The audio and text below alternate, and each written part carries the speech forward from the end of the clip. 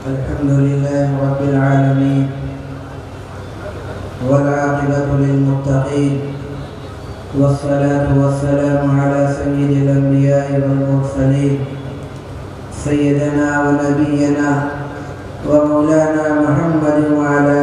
آله وأصحابه أجمعين وعلى من تبعهم بإحسان إلى يوم الدين. أما بعد،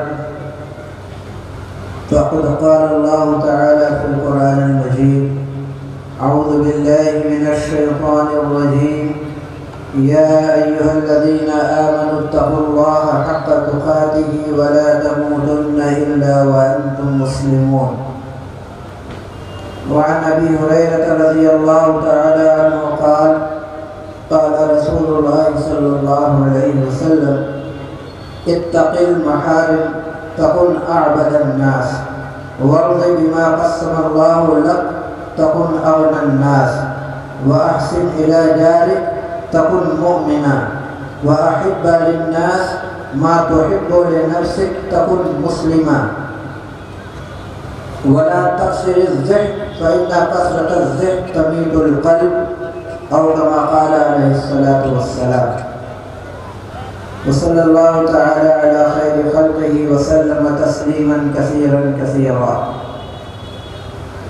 صدر ذی وقار، محترم علماء کرام، مہمانان اعظام، معزز حاضرین، دوستوں، بزرگوں اور محترم ماؤں اور بہنوں، جیسا کہ آپ حضرات نے سنا کہ اسی جلسہ گاہ میں 8 بجے عشاء کی نماز ادا کی جائے گی. وقت بہت ہی کم ہے، اس لیے بلا کسی تمہید کے میں جو ایک آیت اور حدیث پڑھی ہے اس کی مختصر تشریح کر کے اپنی بات ختم کرتا ہوں. اللہ رب العالمین نے ایمان والوں کو جہاں بہت سارے احکام دیے ہیں، انہی میں ایک اہم حکم تقوی کا بھی ہے کہ آدمی تقوی والی زندگی اختیار کرے، اور جو متقی ہوگا اللہ تعالیٰ کے ہاں وہی قابل قدر ہے اور معزز اور محترم وہی ہے. قرآن کریم کی متعدد آیات کے اندر تقوی کی طرف توجہ دلائی گئی ہے، اور ایک آیت میں تو یہاں تک کہا گیا کہ اِنَّ أَكْرَمَكُمْ عِندَ اللَّهِ أَتْقَاكُمْ، تم میں کا جو سب سے باعزت اللہ کے ہاں ہے وہ شخص ہے جو تم میں کا سب سے زیادہ تقوی اختیار کرنے والا ہو. تقوی برائی سے بچنے کا نام ہے. گناہ کبیرہ ہو صغیرہ ہو، ہر ایک سے آدمی بچ کر اپنی زندگی گزارتا ہے، تو ایسے لوگوں کو یہ کہا جاتا ہے کہ یہ متقی ہے، اور ایسے ہی لوگ اللہ کو مطلوب ہیں، اور ایسے ہی لوگوں کے یہاں ایسے ہی لوگوں کا اللہ رب العالمین کے یہاں مقام بلند ہے اور محترم ہے، اللہ کے یہاں قابل قدر ہے. ہم تمام لوگوں کو اس بات کا پابند بنایا. قرآن کریم کی ایک آیت میں اللہ نے فرمایا: یا ایھا الذین آمنوا اتقوا اللہ حق تقاتہ، کہ اللہ سے ڈرو اللہ سے ڈرنے کی طرح. تو ڈرنے کا اور تقوی کا جو تقاضا ہے، یہ ساری تفصیلات آپ حضرات برابر سنتے رہتے ہیں کہ آدمی عبادات کا پابند ہو، گناہ کبیرہ ہو صغیرہ ہو، خلوت ہو جلوت ہو، چاہے جیسے بھی حالات ہوں، بیماری ہو صحت ہو غربت ہو مالداری ہو، ہر حال میں اللہ رب العالمین سے ڈرنے کا اور خوف کرنے کا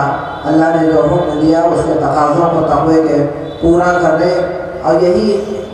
جب اپنی زندگی کے اندر شامل ہو جائے تو کہا جائے گا کہ ڈرنے کی طرح ڈرا. وَلَا تَمُوتُنَّ إِلَّا وَأَنْتُمْ مُسْلِمُونَ، اور تم نہیں مرو گے مگر اس حالت میں کہ وہ تم اسلام کے پابند ہو، ایمان والوں. یعنی تقوی جب تک جیتے جی زندگی باقی رہے، تقوی کے ساتھ زندگی گزرے، اور ایسی زندگی گزرے کہ موت تک ایمان باقی رہے. اور یہ اسی وقت ہو سکتا ہے جب کہ ہم اپنے اندر اللہ رب العالمین کا خوف جاگزی کرتے ہوئے اپنی زندگی گزاریں۔ نبی کریم صلی اللہ علیہ وسلم حضرت محمد رسول اللہ صلی اللہ علیہ وسلم کے تعلق سے اللہ رب العالمین نے قرآن کریم کے اندر ارشاد فرمایا کہ لقد کان لکم فی رسول اللہ اسوۃ حسنہ، تمہارے لیے رسول پاک صلی اللہ علیہ وسلم کی زندگی بہترین نمونہ ہے۔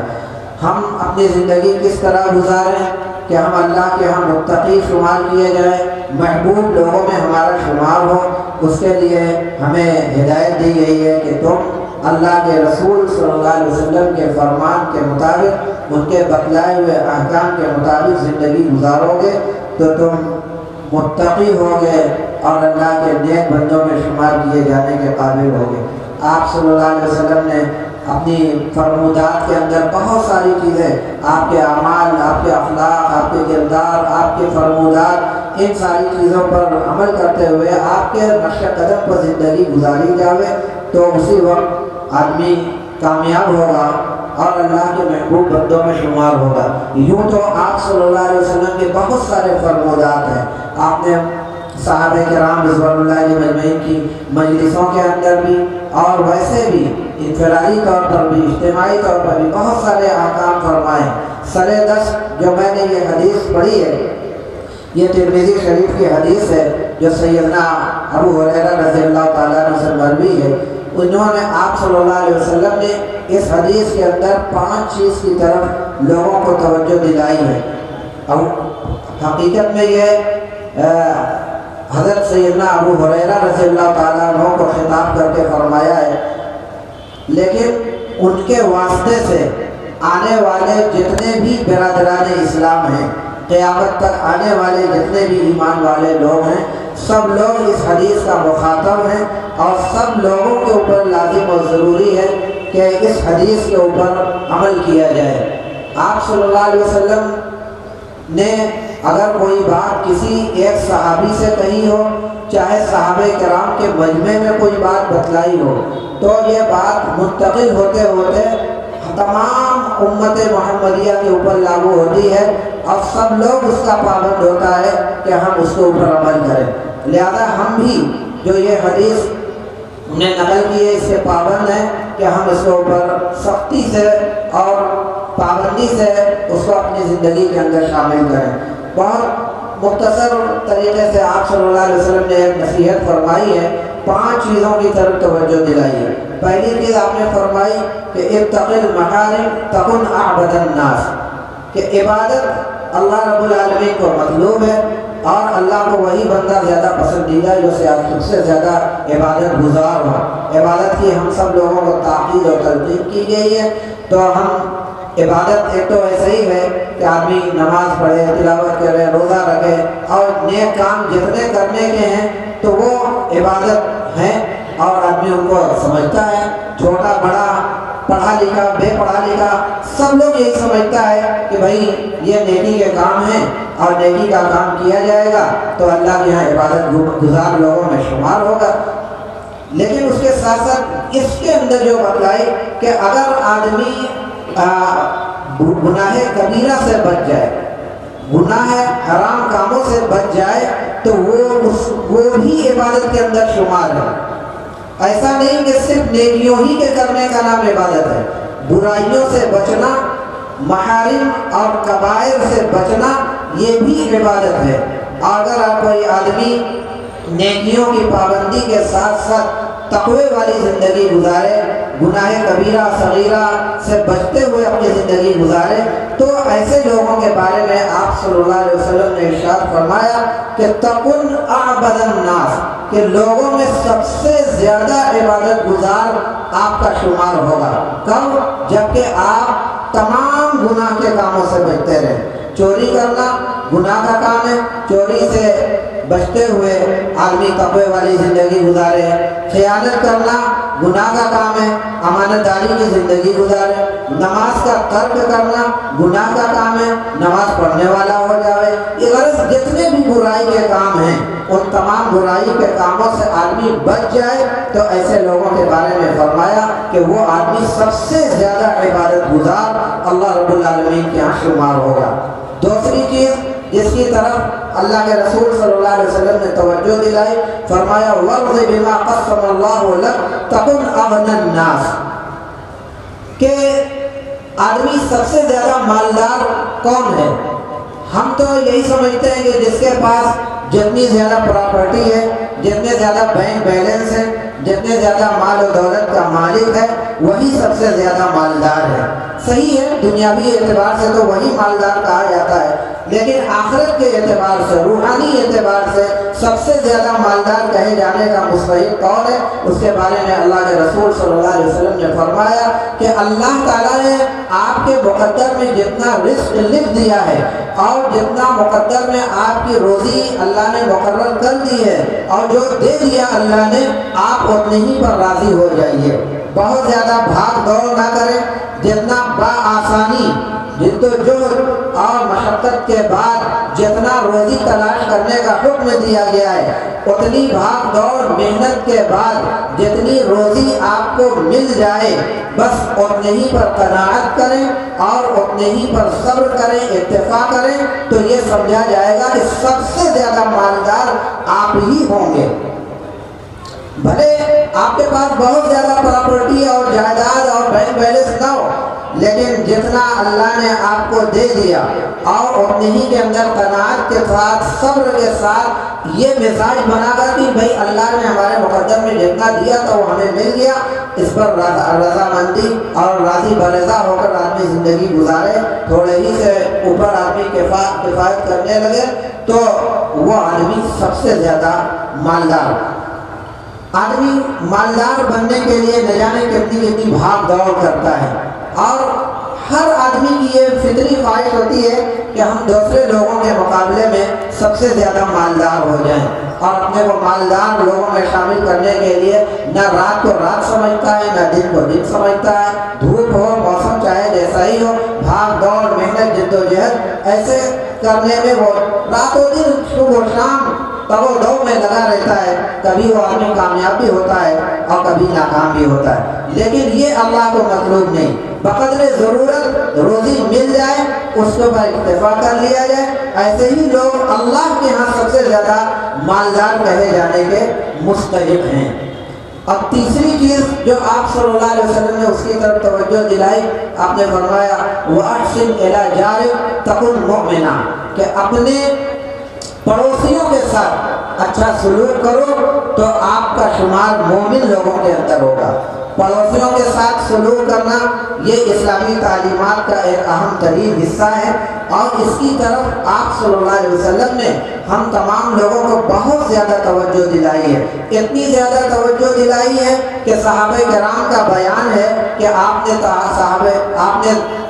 پڑوسیوں کے تعلق سے اتنے حقوق بیان کیے، اتنے حقوق کو بیان کیے کہ ہم لوگوں کو یہ احساس ہونے لگا کہ کہیں ایسا تو نہیں کہ آپ صلی اللہ علیہ وسلم پڑوسیوں کا ہمارا وارث بھی بنا دیں گے اور پڑوسی ہمارے ترکہ کے حقدار ہو جائیں گے۔ اتنے زیادہ حقوق آپ صلی اللہ تعالیٰ علیہ وسلم نے پڑوسیوں کے، اور اس کے ساتھ یہ بھی کہ پڑوسی چاہے مسلم ہو چاہے غیر مسلم ہو، ہر ایک کے ساتھ اچھا سلوک کرنا اور اس کے ساتھ اچھا برتاؤ کرنا، یہ اس کی تعلیم دی گئی، اور اس بات سے قطعی منع کیا گیا کہ یہ دیکھ کر آدمی پڑوسی کے ساتھ اچھا سلوک کرے کہ وہ مسلمان ہے یا نہیں، اس کی قطعی اس کے اندر اجازت نہیں، بلکہ مطلق آپ نے حکم دیا کہ پڑوسیوں کے ساتھ اچھا سلوک، چاہے وہ سامنے والا پڑوسی مسلم ہو چاہے غیر مسلم ہو۔ اور نہ صرف یہ کہ آپ صلی اللہ علیہ وسلم نے تعلیم دی بلکہ آپ نے اس پر عمل بھی کر کے دکھایا، صحابہ کرام رضوان اللہ علیہ اجمعین نے عمل کر کے دکھایا، تابعین نے عمل کر کے دکھلایا، اور سب لوگوں نے ہر زمانے میں، آج بھی الحمدللہ اللہ کے باتوفیق بندے ایسے ہیں جو اس پر عمل کرتے ہیں۔ اور اسلامی تعلیمات کی خصوصیت یہ ہے کہ جب آدمی خلوص کے ساتھ، للہیت کے ساتھ، اخلاص کے ساتھ ان اسلامی تعلیمات کے اوپر عمل کرنے کا عہد کر لیتا ہے اور اس پر عمل کرنے کے لیے وہ اپنے آپ کو مستعد کر لیتا ہے، تو اس کی وجہ سے بہت سارے فائدے، خود اس کی ذات کو بھی فائدے ہوتے ہیں اور اس کے دین اور اس کے مذہب کو بھی فائدہ ہوتا ہے، اس کے حسن سلوک سے، اعمال سے، اس کے بہترین کردار سے متاثر ہو کر اسلام کی طرف مائل ہوتا ہے اور اسلام کے اندر داخل بھی ہو جاتا ہے۔ اس طریقے کے بہت سارے واقعات ہیں اور اسی طریقے کو خاموش تبلیغ کہا جاتا ہے۔ تبلیغ صرف کسی کا نام نہیں، دروازے دروازے جا کر لوگوں سے کہا جائے، ان کے علاقوں میں جایا جائے، ان کے شہروں میں جایا جائے اور اسلام کی دعوت دی جائے، جا کے ان سے توحید اور رسالت کے بارے میں، ٹھیک ہے یہ بھی ہے، لیکن ایسا نہیں ہے صرف اسی کا نام تبلیغ ہے، بلکہ یہ بھی تبلیغ ہے کہ اپنے اعمال، اپنے کردار، اپنے گفتار، اپنے طرز زندگی کو ایسا بنایا جائے کہ سامنے والا جو غیر مسلم ہے متاثر ہو کر خود بخود اسلام کے اندر داخل ہو جائے۔ آپ کو آپ کی ہندوستان کی تاریخ کے حوالے سے آپ نے یہ بات سنی ہوگی کہ جب ہندوستان کے اندر اسلام کی آمد ہوئی، مسلمانوں کی آمد ہوئی، تو اس زمانے میں ظاہر ہے کہ یہ یہاں پہ ایک بھی مسلمان نہیں تھے، لیکن باہر سے آنے والے ہمارے بزرگان دین، چاہے محمد بن قاسم ہو، چاہے محمود غزنوی ہو، یا جیسے اور دیگر ہمارے بزرگ ہوں اور اللہ کے نیک بندے ہوں، ان لوگوں نے یہاں پہ قدم رکھا تو کیسے آپ نے کو معلوم ہے کیا ان لوگوں نے زور زبردستی کر کے، مار پیٹ کر کے، تلوار کے بل پر انہوں نے زبردستی یہاں کے لوگوں کو مسلمان بنایا؟ نہیں۔ اگر کوئی اس طریقے کی بات کرتا ہے وہ جھوٹا ہے، غلط پروپیگنڈا کرتا ہے۔ حقیقت یہی ہے کہ ان آنے والے باہر کے لوگوں کے بہترین اخلاق، بہترین کردار سے متاثر ہو کر یہاں کے وہ لوگ جو ہزار سال سے ظلم اور زیادتی کی چکیوں میں پس رہے تھے اور ان پر ذات کی بنیاد پر، مذہب کی بنیاد پر، علاقائیت کی بنیاد پر طرح طرح کے مظالم طویل زمانے سے ڈھائے جا رہے تھے، ان کو آزادی کے ساتھ زندگی گزارنے کا حق حاصل نہ تھا، لیکن جب یہ بزرگان دین اس ملک کے اندر تشریف لائے، انہوں نے ان ساری چیزوں کے قلع کما کیا، بہترین اخلاق، بہترین کردار کا مظاہرہ کیا، لوگ کشاں کشاں اسلام کی طرف مائل ہوئے اور بہت تیزی سے لوگ اسلام کے اندر داخل ہونا شروع ہوئے، اور یہ چیز آج بھی موجود ہے۔ آج بھی اگر ہم ان تعلیمات کے اوپر عمل کرنا شروع کر دیں تو آج بھی یہ ساری خصوصیات ظاہر ہو سکتی ہیں اور اسلام کی طرف لوگوں کا میلان ہو سکتا ہے۔ آج ہم پریشان ہیں، بہت ساری پریشانیوں میں مبتلا ہیں، ان میں ایک بہت بڑی چیز ہے کہ ہم نے اس دعوت کے کام کو نظر انداز کیا، اور دعوت یہ بھی ہے کہ ہم دوسروں کے سامنے اچھے اخلاق اور بہترین کردار کا مظاہرہ کریں۔ خطیب بغدادی رحمۃ اللہ علیہ کی کتاب ہے تاریخ بغداد، اس کے اندر حضرت امام اعظم ابو حنیفہ رحمۃ اللہ علیہ کا واقعہ لکھا ہوا ہے۔ انہوں اس میں بتلاتے ہیں کہ امام ابو حنیفہ رحمۃ اللہ علیہ کے پڑوس میں ایک غیر مسلم رہتا تھا جو موچی تھا اور غیر مسلم تھا، اور روزانہ ایسی واحد حرکتیں کرتا تھا کہ سارے لوگ پریشان۔ امام صاحب کا پڑوسی تھا تو امام صاحب تو اور زیادہ پریشان، روزانہ رات میں شور ہنگامہ کرنا، نشے کی حالت میں اول بول باتیں بولنا، یہ ساری چیزیں، لیکن امام صاحب نے کبھی اس کو تنبیہ ایسی سخت سست نہیں کہا، ڈانٹا پھٹکارا نہیں، کبھی دھمکی نہیں دیا۔ یکایک ایک دن ایسا ہوا کہ کسی غلطی کی بنا پر لوگوں نے شکایت کی، پولیس کے لوگ آئے، اس کو گرفتار کر کے جیل میں ڈال دیا گیا۔ جب ایک دن ایسا ہوا کہ اس رات بالکل سناٹا، امام صاحب نے دیکھا آج کچھ شور نہیں ہو رہا ہے پڑوسی کے گھر، اور وہاں پہ کوئی لہو لہب اس طریقے کی کوئی حرکت نہیں ہو رہی ہے، تو ہم اور آپ ان کی جگہ ہوتے تو کتنا خوش ہوتے کہ چلو کسی طریقے سے بلا تو ٹلی، لیکن نہیں، وہاں انسانیت تھی، وہاں اخلاق تھا، وہاں بہترین کردار تھا، اسلامی تعلیمات پر عمل کا وہاں نمونہ تھا۔ وہ فوراً اس کے گھر جاتے ہیں، پتہ لگاتے ہیں بھائی کیا بات ہے، کیوں اس گھر کے اندر سے آواز نہیں آ رہی؟ بتلایا گیا کہ حضرت ایسی بات ہے۔ کہا اچھا، ہرے نہ پھرے، فوراً گئے اور جیل کے اندر گئے، وہاں پہ جہاں پہ قید تھا، وہاں کے جو جیلر تھا، جو جیل کا ذمہ دار تھا، اس سے کہا بھائی دیکھو ہمارا ایک پڑوسی یہاں پہ کسی جرم کی وجہ سے ماخوذ ہو گیا ہے، جیل کے اندر ڈال دیا گیا ہے، تو یہ میرا پڑوسی ہے، میرے لیے بڑی تکلیف دہ بات ہے، میں ضمانت لیتا ہوں کہ آئندہ ایسی کوئی شرارت نہیں کرے گا، لہذا میری ضمانت پہ اس کو رہا کر دو۔ رہا کیا گیا، باہر آیا اور امام صاحب نے اس سے کچھ گفتگو کی، اور گفتگو کرنے کے بعد وہ آدمی اتنا متاثر ہوا کہ وہ فوراً اسلام کے اندر داخل ہو گیا۔ اس طریقے کے واقعات اسلامی تاریخ کے اندر ہزار بلکہ لاکھوں کی تعداد میں پڑے ہوئے ہیں۔ آپ صلی اللہ علیہ وسلم نے چوتھی بار جس کی طرف توجہ دلائی ہے وہ یہ ہے، فرمایا وَأَحِبَّ لِلنَّاسِ مَا تُحِبُّ لِنَفْسِكَ تَكُنْ مُسْلِمًا، کہ لوگوں کے لیے آپ وہی چیز پسند کریں جو آپ اپنے آپ کے لیے پسند کرتے ہیں۔ جو چیز آپ کو پسند ہے وہی آپ دوسروں کے لیے بھی پسند کیجیے۔ اگر ایسا آدمی اپنے لیے کچھ پسند کرے، دوسروں کے لیے کچھ اور پسند کرے، جو چیز اپنے لیے ناپسند کرتا ہے، مکروہ سمجھتا ہے، وہ دوسروں کے لیے پسند کرے، تو یہ قطعی یہ اس کی اجازت بھی نہیں ہے۔ اور اس طریقے کی عادت جہاں جہاں بھی ہو، اس کی وجہ سے سماج کے اوپر، حتیٰ کہ رشتہ داریوں کے اندر ہمارے بہت برا منفی اثر پڑتا ہے، بہت غلط اثر پڑتا ہے کہ آدمی اپنے لیے کچھ پسند کرے اور دوسروں کے لیے کچھ۔ ہمارے سماج کے اندر طلاق کے بہت زیادہ واقعات رونما ہوتے ہیں۔ طلاق کے واقعات کیوں رونما ہوتے ہیں؟ ان کی تہ کے اندر جب آپ جائیں گے تو آپ کو یہ چیز بھی خاص طور سے ملے گی کہ وہاں پہ وہ چیز تھی کہ اپنے لیے تو کچھ اور چیز پسند کی جا رہی تھی، لیکن اپنی بہو کے لیے، اپنی بیوی کے لیے، یا اپنی بھاؤش کے لیے، یا اس کے لیے اس کو وہ مقام اور وہ جگہ، وہ قدر دل کے اندر نہیں تھی۔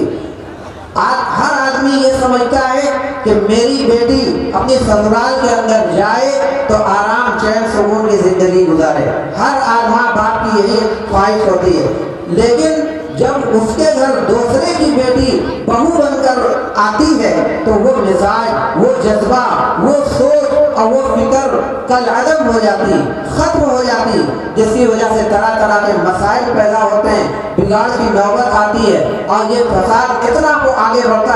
بڑھتا ہے کہ بالآخر طلاق کی نوبت آتی ہے۔ یہ میں نے ایک مثال دیا ہے، اس طریقے کی بہت ساری مثالیں دی جا سکتی ہیں جس سے یہ ثابت ہوتا ہے کہ آدمی جو کچھ بھی اپنے لیے پسند کرے وہی اپنے سامنے والے مسلمان بھائی کے لیے بھی پسند کرے، تو نہ معاشرتی بگاڑ ہوگا، نہ اختلافات رونما ہوں گے، نہ طلاق کی نوبتیں آئیں گی، نہ اس طریقے کے آپس میں ایک دوسرے سے بغض، عداوت اور خدورت کا معاملہ ہوگا۔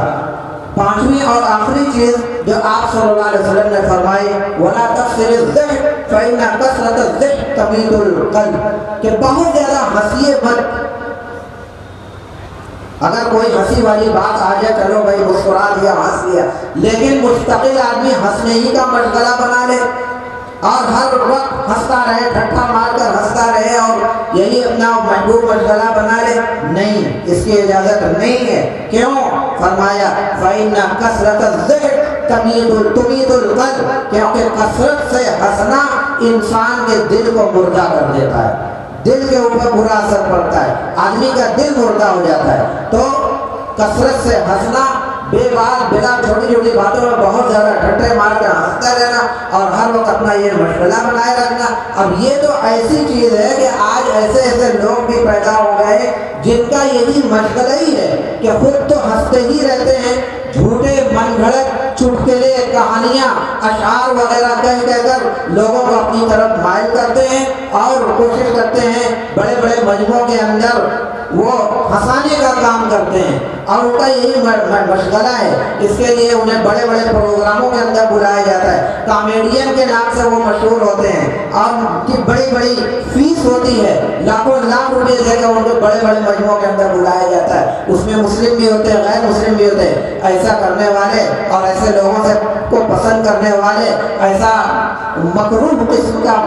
یہ مشغلہ اختیار کرنے والے، یہ لوگ اچھی طرح سمجھ لیں کہ یہ قطعی اچھا کام نہیں کر رہے ہیں، بلکہ ایسا کام کر رہے ہیں جس سے ہمارا دل مردہ ہو جائے۔ تو یہ 5 نصیحتیں مختصراً آپ صلی اللہ علیہ وسلم نے حضرت ابو ہریرہ رضی اللہ عنہ کے توسط سے پوری امت محمدیہ کو فرمائی ہے۔ ہم تمام لوگوں کی یہ ذمہ داری ہے کہ ان باتوں پر سنجیدگی سے غور کیا جائے، عمل کیا جائے۔ محترم بھائیو بزرگوں، آج کا یہ عظیم الشان سیرت کانفرنس، یہ آج کا اس کا پہلا مرحلہ ہے، اور اس کے بعد دوسرا مرحلہ عشاء کے بعد ہوگا۔ اس बसीरत कॉन्फ्रेंस के अंदर तशरीफ़ लाने वाले जितने भी बाहर के हमारे उलमाए किराम मेहमानान किराम हैं, हम पूरे शहर बनारस के बाशिंदगान की तरफ से हम उनका तहे दिल से खैर मक़दम इस्तक़बाल करते हैं और दुआ करते हैं कि उनकी आमद को अल्लाह कबूल फरमाए, उनकी जो बातें हैं उन पर हम सब लोगों को अमल करना आसान फरमाए। और आप मजमे के अंदर बैठे हुए सभी हज़रात से गुजारिश करते हैं कि आखिर तक उन मेहमानान किराम की बातों पर गौर से और तवज्जो के साथ उनकी बातों को सुनते रहें। दरमियान मजलिस में